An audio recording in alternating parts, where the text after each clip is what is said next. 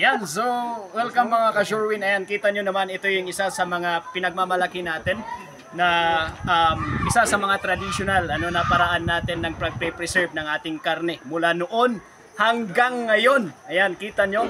Ayan, so itong mga wormies, ayan, yung mga gumagalaw-galaw dyan, na nakikita natin are normal sa ating mga pine-preserve na mga karne sa ating probinsya sapagkat ito po ay exposed sa ating surroundings. Ayan, nakikita po natin.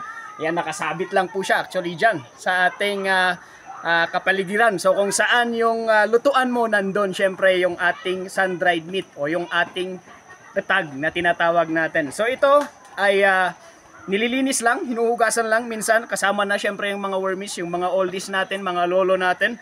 Yan, kasama yung mga wormies na yan na nakatago dyan sa ating pagkain. Yan, maraming salamat mga ka-Shorewin sa mayroon tayong napag-aralan sa video ito.